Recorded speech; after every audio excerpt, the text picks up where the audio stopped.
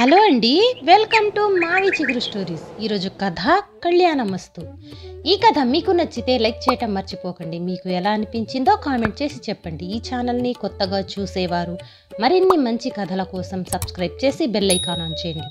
అప్పుడు ఏ కొత్త వీడియో పెట్టినా మీ దాకా వస్తుంది. ఇక కథ మొదలు పెడదాం. శీతాకాలపు చలి ముసుగు తన్ని పడుకున్న మిత్రుణ్ణి బలవంతంగా లేపి కూర్చోబెట్టి, ఒరేయ్ హరి, నాకు హరిమనాలుందిరా అన్నాడు చింటబ్బాయి. ఇప్పుడు అన్నావు కదరా హరి అని అన్నాడు హరి ఆవలిస్తూ.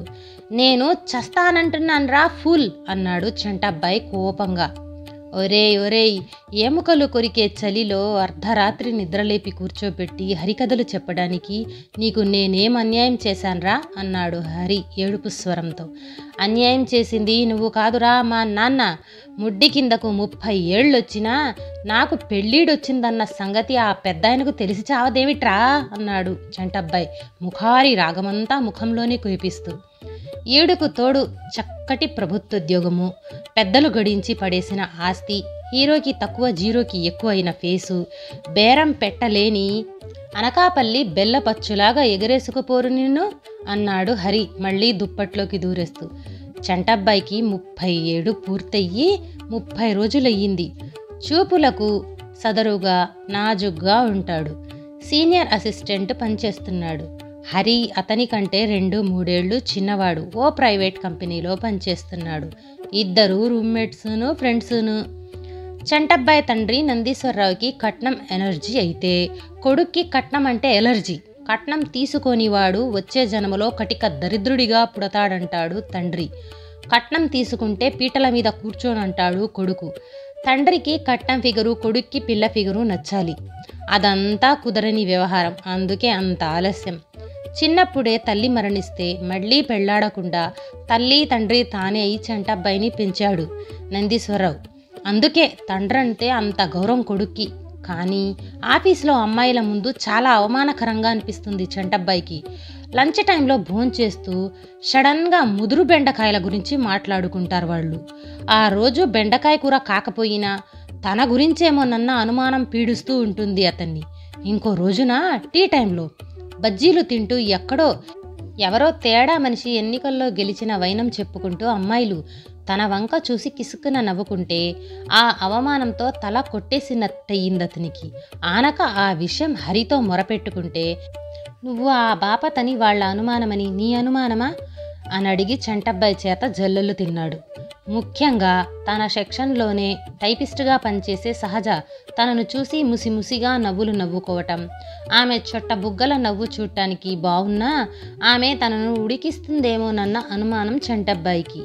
ఆ అవమానాలు భరించలేక తనంతటా తానే పిల్లను వెతుక్కోవాలన్న నిర్ణయానికి వచ్చాడు చంటబ్బాయి.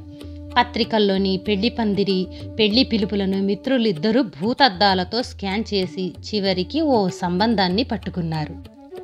సిటీ గర్ల్ కదా అని అల్ట్రా మోడర్న్గా తయారయ్యి హరిని తోడు తీసుకుని పెళ్లి చూపులకి వెళ్ళాడు చంటబ్బాయి. పిల్ల తండ్రి పేరు ఏబిసిడి రావు. ఆ పేరు విని అపార్థం చేసుకోకండి, ఇంగ్లీష్లోని ఆల్ఫాబెట్స్ అన్నీ నాకు కంఠస్థమే అన్నాడతను పగలబడి నవ్వుతూ. అతని కలుపుగోలుతనానికి ముచ్చట వేసి గలగలా మాట్లాడేశాడు చంటబ్బాయి.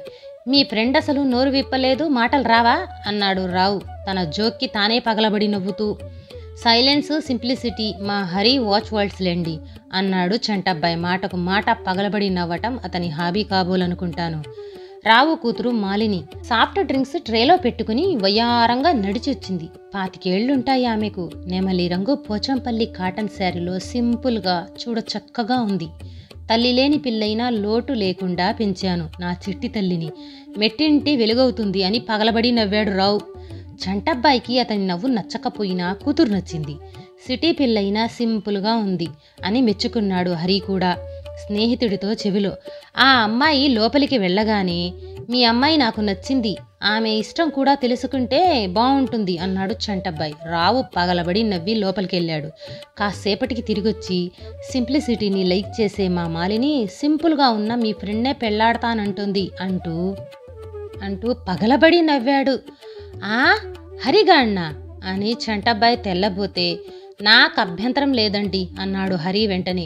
ఒరే ఒరే మిత్రద్రోహి అంటూ పీక పట్టుకోపోతే, సారీరా, నీ మూలంగా నేను ఇంటివాణ్ణవుతున్నానంటే నీకు మాత్రం ఆనందం కాదు అన్నాడు హరి సెంటిమెంట్ ఇంజెక్ట్ చేస్తూ. సిటీ బ్రాండ్ కదా, మర్డ్ ఫ్యాషన్స్ లైక్ చేస్తుందని మోసపోయాను అంటూ తలపట్టుకున్నాడు చంటబ్బాయి. ఓ రోజు ఉదయమే మోడ్రన్ డ్రెస్లో ఉన్న 25 ఏళ్ల కుర్రవాడొచ్చి చంటబ్బాయి గారు ఉన్నారా అని అడిగాడు. నేనే, నువ్వెవరు అని అడిగాడు చంటబ్బాయి. ఐయామ్ రయ్యా, పీపీ రయ్యా అన్నాడు ఆ కుర్రాడు. రయ్యా? రయ్యా ఏమిటి రొయ్యలాగా? వింతగా చూశాడు చంటబ్బాయి. మోడ్రన్గా ఉంటుందని పెళ్ళిళ్ళ పేరయ్యని పీపీ రయ్యగా కుదించాను అన్నాడు ఆ కుర్రాడు నవ్వుతూ. నువ్వు పెళ్ళిళ్ళ పేరయ్యా? బోలెడంతా ఆశ్చర్యపోయాడు చంటబ్బాయి. యా, 3 ఏళ్ల సర్వీసు, 6 పెళ్ళిళ్ళ అనుభవమును నాది అన్నాడు ఆ కుర్రవాడు దర్పంగా. మీకో చక్కటి సంబంధం చూశాను. పెళ్లి పిలుపు, పెళ్లి పందిరి అచ్చి రాలేదనిపించింది. పెళ్ళిళ్ళ పేరయ్య ద్వారా ప్రయత్నించమని సలహా ఇచ్చారెవరో చంటబ్బాయికి. ఆ ప్రయత్నమే ఈ రయ్యారావు. విలేజ్ గాల్ అనుకోపోతే అన్ని విధాలా మీకు యోగ్యమైన సంబంధం అంటూ ఆ పిల్ల ఊరు వివరాలు చెప్పి, ఆదివారం పెళ్లి చూపులకు దివ్యమైన ముహూర్తం ఉందన్నాడు రయ్య. తొలిసారి అనుభవం గుర్తుకొచ్చి పెళ్లి చూపులకు ఈసారి ఎవ్వరినీ తోడు తీసుకువెళ్లకూడదని నిశ్చయించుకున్నాడు చంటబ్బాయి. మొదటి అనుభవంతో ఓ సత్యం తెలిసి వచ్చి చంటబ్బాయికి నేటి అమ్మాయిలు తాము మోడర్న్గా ఉన్నా తన పార్ట్నర్ మాత్రం సింపుల్గా ఉండాలని కోరుకుంటారని, అందుకే ఈసారి లాల్చీ పైజామాలో సింపుల్గా తయారయ్యాడు.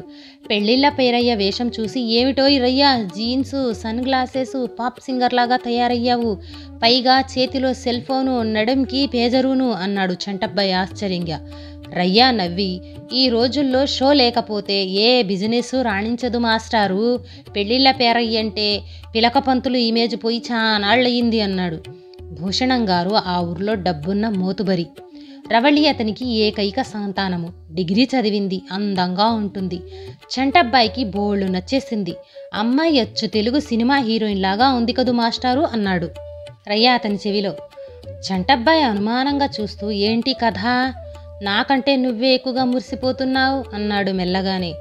ఆహా, నేను తెచ్చిన సంబంధం సూపర్బ్ అంటున్నానంతే అన్నాడు రయ్య. మీరు శుభం పలిగితే సంబంధం ఖాయం చేసేస్తాను. శుభం అన్నాడు చంటబ్బాయి. అమ్మాయిని లోపలికి పంపించి, భూషణం గారు, అమ్మాయి అబ్బాయికి నచ్చింది, మిగతా విషయాలు మాట్లాడేసుకుంటే ముహూర్తాలు పెట్టేసుకోవచ్చు అన్నాడు రయ్య హుషారుగా. అంతలో లోపల నుంచి, ఓసారిలా వస్తారు అంటూ భార్య పిలవటంతో వెళ్ళాడు భూషణం. కొంతసేపటికి తిరిగొచ్చి, పెళ్లి కొడుకు మరీ గిరీశం టైపులో ఉన్నాడు, పేరు కూడా పాత చింతకాయ తొక్కులాగా ఉంది, ఫలానా సీరియల్ నవల్లో పేరు వేషము మోడర్న్గా ఉన్న రయ్యనే చేసుకుంటానంటూ మంకుపట్టు పడుతోందయ్యా నా కూతురు అన్న భూషణం పలుకుల్ని వినగానే ఆ అంటూ చంటబ్బాయి కుర్రపంతులు ఒకేసారి మూర్చబోయారు. ఇద్దరూ కారణాలు వేరైనాను. భూషణం కంగారు పడుతూ ఫ్రిడ్జ్లో నుంచి ఐస్ వాటర్ తెప్పించి ఇద్దరి ముఖాల మీద కళ్ళాపి చల్లినట్టు చల్లితే గాని కోలుకోలేదు వాళ్ళు. మా రవళిని పెళ్లాడటానికి మీకైనా అభ్యంతరమా రయ్యాగారు అని భూషణం అడగటంతో, మీలాంటి మోతుబరులు పిలిచి పిల్లనిస్తానంటే కాదట్టానికి నేనేమైనా పడుద్దాయినేంటండి అన్నాడతను ఆనందంగా. చంటబ్బాయికి కోపం వచ్చింది. డామిట్, ఇవి నా పెళ్లి చూపులు, మరొకరు సంబంధం కుదుర్చుకోవటం అన్యాయమని అరిచాడు. ఇందులో న్యాయాన్యాయాల ప్రసక్తి ఎక్కడుందయ్యా, ఇష్టాయిష్టాలు తప్ప అని భూషణం అనడంతో, శుభం, వెంటనే ముహూర్తాలు పెట్టేయండి మామగారు అన్నాడు రయ్య హుషారుగా. మళ్ళీ మూర్చబోయాడు చంటబ్బాయి. ఇది జరిగిన వారం రోజులకే తండ్రి దగ్గర నుంచి ఉత్తరం వచ్చింది చంటబ్బాయికి. అదే ఊళ్ళో మంచి సంబంధం ఉందని, మర్నాడు పెళ్లి చూపులకి తాను బయలుదేరి వస్తున్నానని, తండ్రి తెచ్చే సంబంధాల మీద తనకంతగా నమ్మకం లేకపోయినా తాను స్వయంగా చూసుకున్నవి చేదు అనుభవాలనే మిగిల్చటంతో తండ్రి మాట కాదనాలనిపించలేదు చంటబ్బాయికి. ఎందుకైనా మంచిదని బయలుదేరే ముందు, నాన్న, నేను ముందే చెప్తున్నాను, కట్నం గిట్నం అన్నావంటే ఊరుకును అన్నాడు తండ్రితో. 53 ఏళ్ల నందీశ్వరరావుకి కొడుకు మీద లోపల ఎంత ప్రేముందో పైకి కఠినంగానూ వ్యవహరిస్తాడు. కట్నం వద్దన్నవాణ్ణి ఏ ఆడపిల్ల కన్నెత్తి కూడా చూడదు. నోరు మూసుకొని నాతోరా అంటూ కసిరాడు కొడుకును. పెళ్లి కూతురు పేరు ప్రమీల. 22 ఏళ్లుంటాయి. చూపులకు బాగుంటుంది. పసితనంలోనే తండ్రి పోవటంతో తల్లి శాంతమ్మే ఆమెను పెంచి పెద్ద చేసింది. ఆవిడకు 45 ఏళ్లుంటాయి.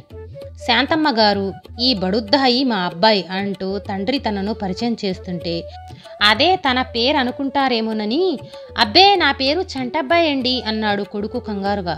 కిసుక్కున నవ్వు వినిపించింది. ఎదురుగా కూర్చున్న ప్రమీల వంక చూశాడు చంటబ్బాయి.